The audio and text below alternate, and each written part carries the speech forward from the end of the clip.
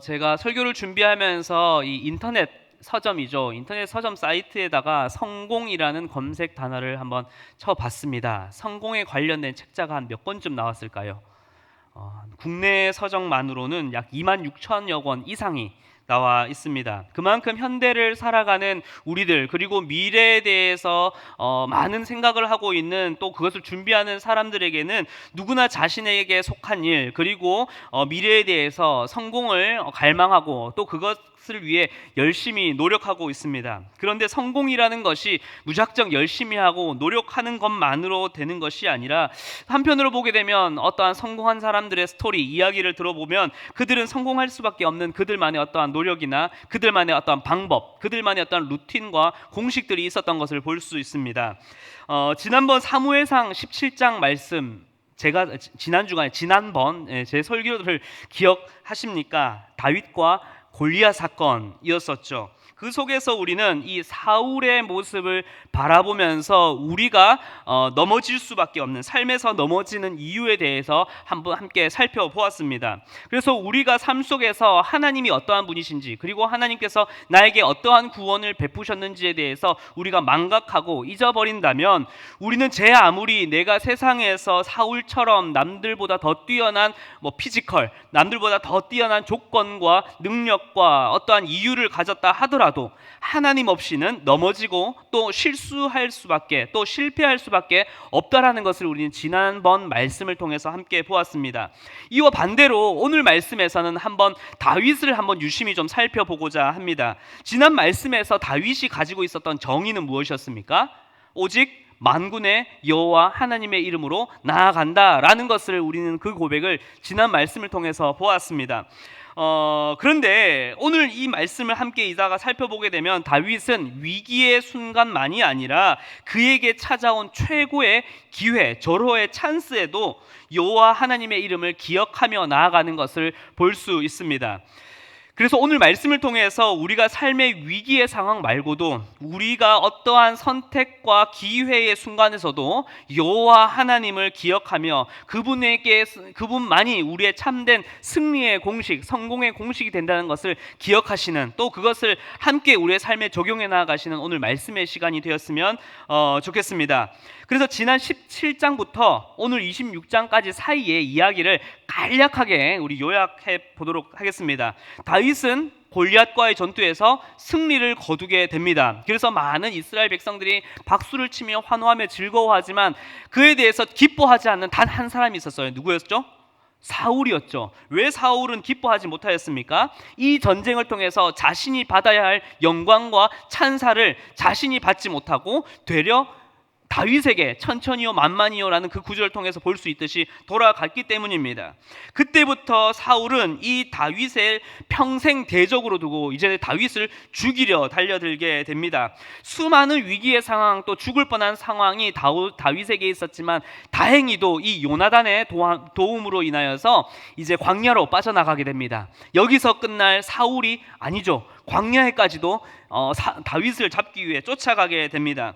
그래서 사울은 이 광야를 헤매는 다윗을 쫓아가면서 다윗에게 도움을 베풀었던 자들을 처참하게 다 죽이면서까지 다윗을 죽이기 위해 계속해서 그 공간을 좁혀오게 됩니다. 그러나 살아계신 하나님께서는 어떻게 하셨습니까? 만군의 여호와 그 하나님의 이름을 믿고 나아가는 다윗을 그냥 내버려 두시지 않으셨죠.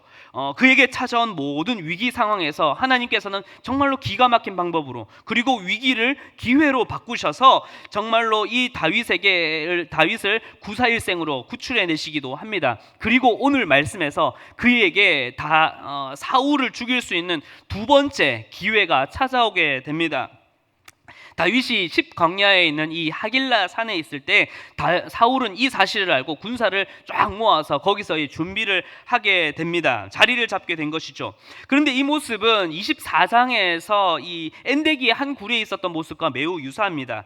그때처럼 사울은 군사들을 대령했지만 조금 방심하고 있었던 것, 좀 자만하고 있었던 것 같습니다. 그것이 결국엔 다윗에게는 절호의 기회가 된 것이죠. 그 기회를 바라보았을 때 때 다윗뿐 아니라 다윗에게 속하였던 군사들도 승리를 확신합니다. 다윗이여, 우리에게 명령만 하시면 제가 2번 안 던져도 됩니다. 저거 딱 창 한 번만 딱 던지면 그냥 그 자리에서 즉사시킬 수 있습니다. 명령만 내려주십시오 라고 하고 말을 하고 있습니다. 그런데 이 순간 다윗은 어떻게 합니까? 어떠한 선택을 하였습니까? 가장 먼저 첫 번째로 우리 한번 따라해 볼까요? 나의 힘보다 하나님의 힘. 네, 우리 함께 9절 말씀을 우리 함께 읽도록 하겠습니다. 시작. 다윗이 아비새에게 이르되 죽이지 말라. 누구든지 손을 들어 여호와의 기름 부음 받은 자를 치면 죄가 없겠느냐 하고, 네, 지금 다윗의 말 한마디면 그의 군사들과 그의 충신이었던 아비새가 딱 한 번에 사울을 죽일 수 있었던 상황입니다. 지금 사울의 생명은 누구의 손에 있습니까? 다윗의 손에 달려 있는 것이나 다름이 없는 상황이죠. 그런데 다윗은 어떠한 결정을 내립니까? 죽이지 않기로 합니다. 너무나 좋은 기회의 순간이지만 다윗은 왜 이것을 기회로 노리지 않았던 것일까요? 이것은 단순히 다윗의 마음이 변심을 했거나 다른 이유를 떠난 것은 아닌 것으로 봅니다. 그러면 진짜 의미는 무엇일까요? 바로 다윗은 자신이 가지고 있는 이 생사의 결정권을 자신의 권력으로 부리려 하지 않았다라는 것입니다.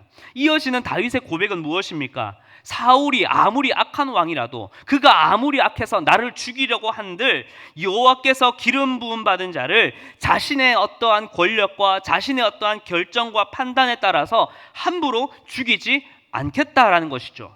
즉 다윗은 나에게 있는 어떠한 결정의 힘, 권력의 힘, 판단의 힘을 따르지 않고 하나님의 이 주권적인 힘을 신뢰하고 그냥 하나님께 맡기겠노라라고 결정한 것입니다. 여러분, 세상이 말하는 승리의 공식은 결국에는 무엇입니까? 힘을 가지는 것입니다. 그것도 이 힘을 가지는 것이 결국에는 최종 도달점입니다. 어떠한 힘이 있습니까? 머니 파워, 돈이 있으면은 최고의 힘을 가지는 거죠. 또 결정의 힘, 무언가를 결정할 수 있는 힘, 명예와 명성을 가지게 되면은 힘을 가지게 되는 겁니다. 또 무엇이 있습니까? 판단할 수 있는 힘, 지혜, 지식, 어떠한 자신의 대단한 학력, 스펙을 가지게 되면 그것 또한 우리 세상에서의 힘으로 작용하게 됩니다. 그런데 이는 언제까지나 우리 인생사의 힘이지 그것이 우리의 살고 죽음의 문제, 영혼의 문제를 해결할 수는 없는 것이죠. 그리고 그 힘마저도 누구에게나 있지 않기에, 또한 누구에게나 허락되어져 있지 않기에 세상의 힘은 불완전하고 불확실하며 그리고 불공평하며 불합리적입니다.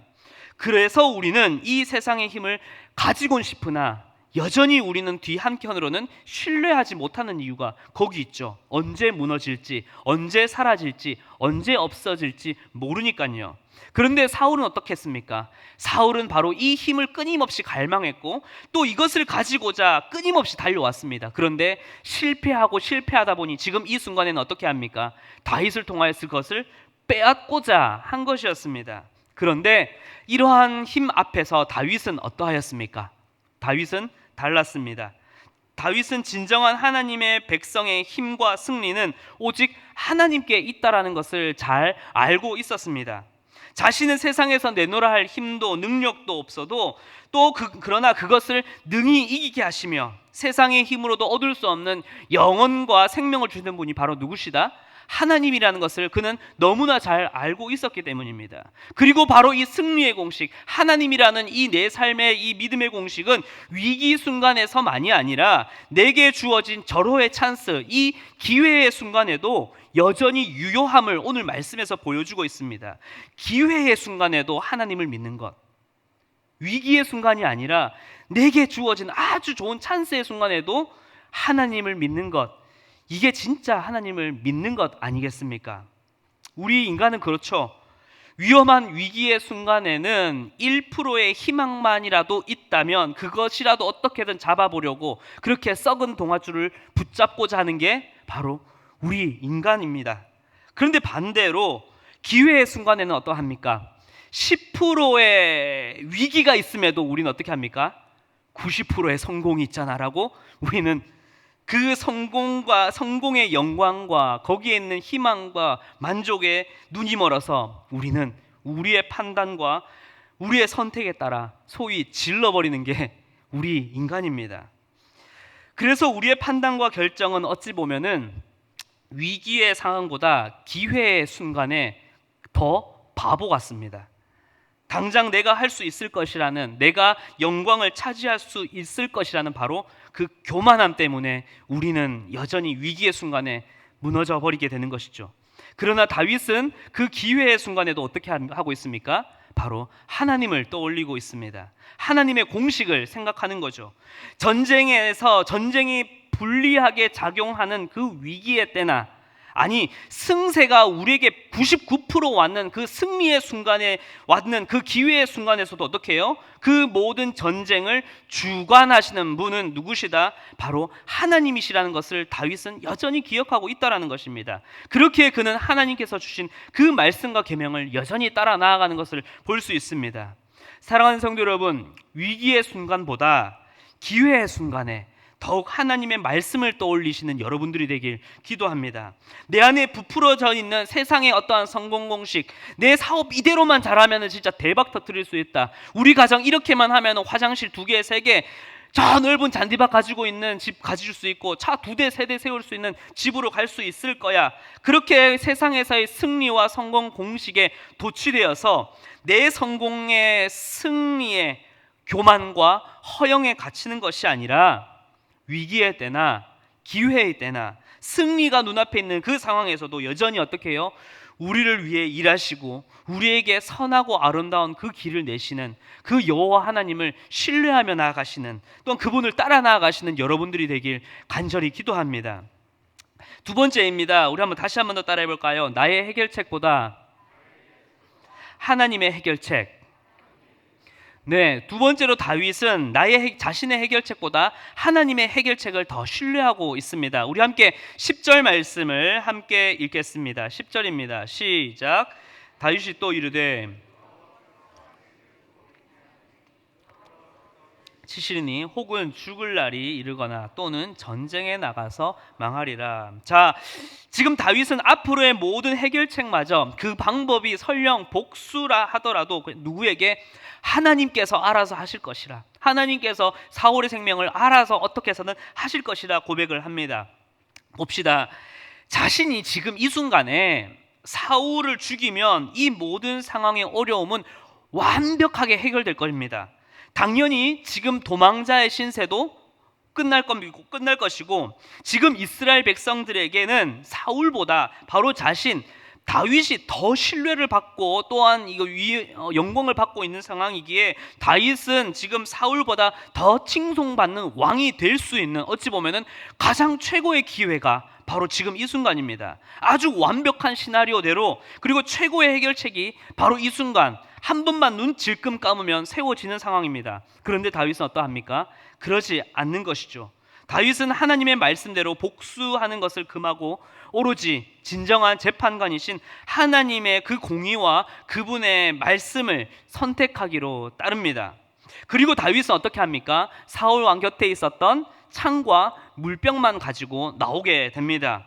이 두 가지를 가지고 나오는 이유가 무엇이었을까요?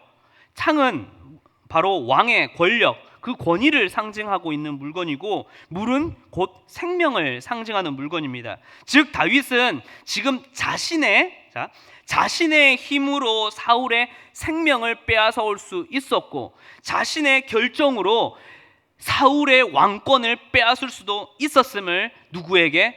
사울에게 보여주고자 합니다. 그러나 그보다도 다윗은 그 대단한 왕의 권위보다도 또 하나뿐인 생명보다도 바로 지금 자신의 힘과 능력이 해결책이 아니라, 내가 충분히 너 죽일 수 있는데, 내가 충분히 너 왕권 뺏을 수 있는데 라고 하는 그 생각과 마음가짐마저도 어떻게 해요?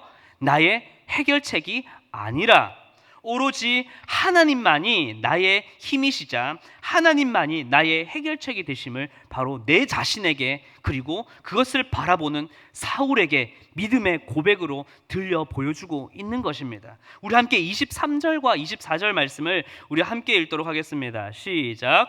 여호와께서 사람에게 그의 공의와 신실을 따라 갚으시리니 이는 여호와께서 오늘 왕을 내 손에 넘기셨으되 나는 손을 들어 여호와의 기름 부음 받은 자 치기를 원하지 아니하였음이니이다.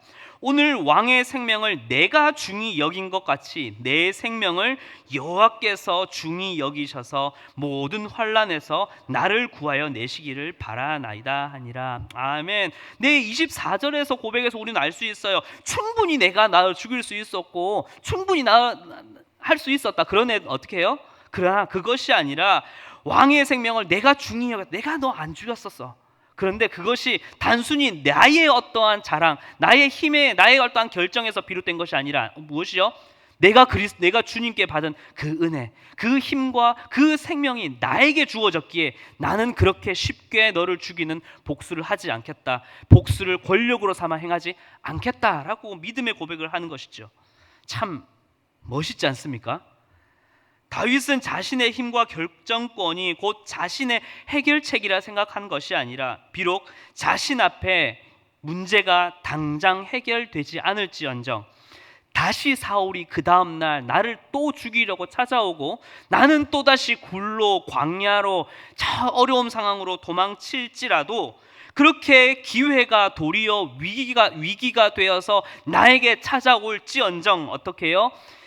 그 모든 문제와 상황 앞에서 여전히 나를 도우시고 나를 이끄시고 나와 함께 하시는 여호와 하나님이 있기에 나는 그 하나님을 변함없이 신뢰하겠노라. 그리고 그 상황이 또다시 나에게 어려움으로 찾아온다 하더라도 그 순간에도 나는 무엇을 선택하겠노라? 나의 힘, 나의 결정, 나의 뜻이 아니라 나의 진정한 해결책은 누구시다? 하나님이시다 라는 것을, 바로 여호와 하나님이 바로 우리의 승리의 공식이 되신다라는 것을 고백하고 있습니다. 여러분, 이 믿음의 고백이 얼마나 멋있지 않습니까? 얼마나 아름답지 않습니까? 바로 이 믿음의 고백이 바로 우리 모든 성도님들 가운데에, 그 입술 가운데에 고백되어지길 간절히 기도합니다. 마지막 세 번째로 이제 승리의 공식의 핵심입니다. 우리 함께 따라해 볼까요? 우리를 위해 일하시는 하나님. 네, 다윗은 자신의 힘과 자신의 해결책이 아닌 오로지 하나님이 나의 힘이시며 또 나의 모든 해결책이 되심을 믿고 나아갑니다. 바로 그렇게 믿음으로 나아가는 이 다윗을 위하여 하나님께서는 어떻게 일하셨습니까? 우리 함께 12절 말씀을 한번 보도록 하겠습니다. 12절입니다. 시작.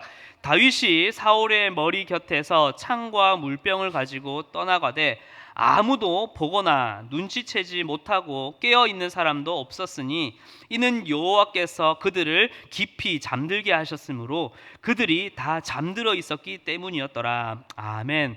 자, 전쟁 중입니다. 적군을 잡으러 3천여 명의 군사들이 왕이 있는데, 그래요, 왕은 잠들 수 있다고 칩시다. 대장이니까. 밑에 부하들이 지킬 거니까, 불침번 설 거니까.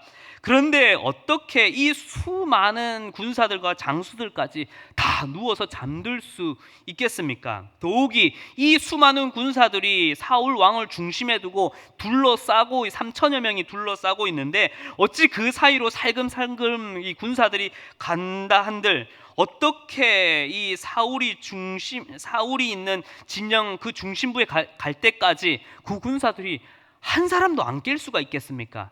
이거는 상식적으로 말이 됩니까? 안 됩니까? 안 되는 것이죠. 예, 그렇습니다. 하나님이 그렇게 일하시는 분이시에요. 하나님께서는 하나님의 백성들을 위해 우리의 상식까지도 뛰어넘으시며 일하시는 분이라는 것입니다. 다윗은 그것을 알았어요.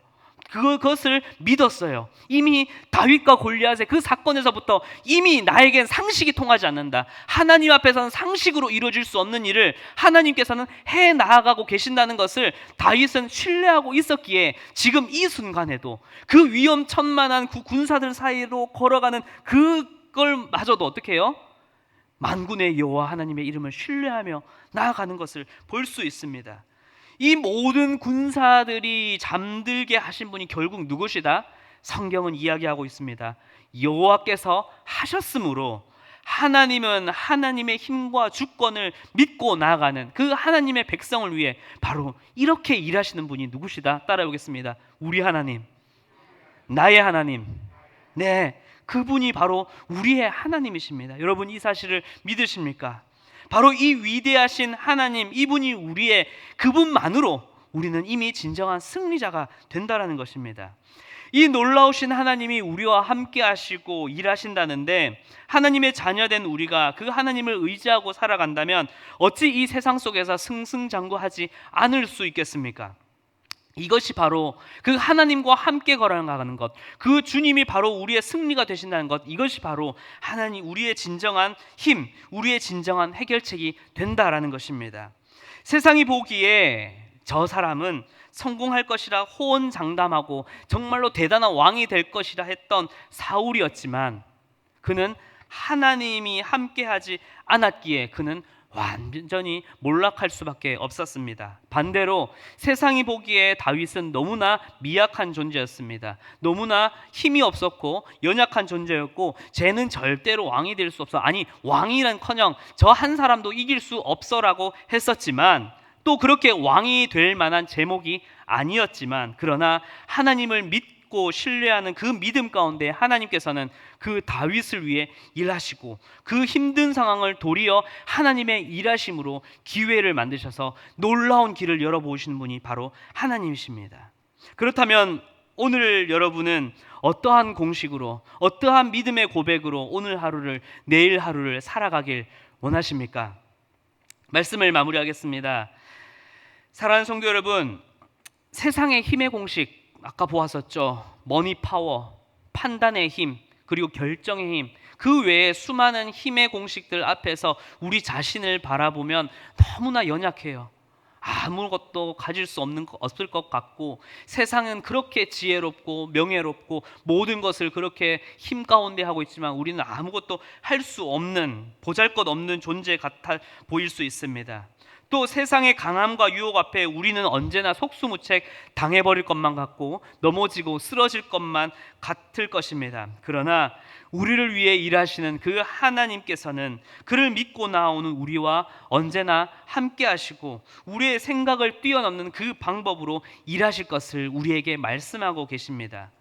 그렇기에 우리는 그 하나님을 붙잡을 때에 하나님의 백성으로, 하나님의 그 자녀로서의 그 모습을 가지고 이 세상 가운데 살아갈 때에 우리는 그 주님과 함께라면 승리할 수밖에 없다라는 것입니다. 이제 그 하나님을 신뢰하며 믿으며 이제는 당당하게 세상 가운데 나아가시는 여러분들이 되시길 기도합니다. 그런데 착각하지 마십시오. 하나님이 힘의 공식 중에 하나라 한들 세상의 공식을 부수는 것이 아닙니다. 자, 우리의 공식은 다르다라는 거예요. 세상의 공식을 정복할 수 있고 세상의 공식을 군림할 수 있는 힘이 하나님에 있는 것이 아니라 우리는 세상과 다른 힘의 공식을 따라 살아가는 것이 우리의 삶이라는 것입니다. 세상의 힘의 공식은 그렇게 세상을 만들어가지만 우리는 그것이 아니라 세상을 하나님으로, 그리스도로 말미암아 바꾸어가는 것, 영원한 하나님 나라를 이루어가는 것, 그것이 우리의 최종 도달점 아니겠습니까? 그렇기에 지금 내게 주어진 내 삶의 현실 가운데에 내게 눈에 보이는 수많은 힘과 권력과 판단의 힘을 따라가는 것이 아니라, 그것을 추구하는 것에 하나님을 이용하는 것이 아니라 하나님께서 우리에게 주신 영원한 하나님 나라와 그 소망을 가진 자로 내 땅, 내 삶 가운데에, 내 가정 가운데에, 내 사업 가운데에 하나님께서 형통케 하시는 것을, 하나님께서 이루어 가시는 그 놀라운 일을 경험하기 위해, 또한 그렇게 하나님 나라를 세워가기 위해 누구를요? 세상의 방법이 아니라 하나님을 붙잡고 그 하나님과 함께 여러분의 믿음의 가정을, 여러분의 믿음의 사업장을, 여러분들의 믿음의 내일 하루를 날마다 세워가시는 여러분들의 삶이 되시길 간절히 기도하겠습니다.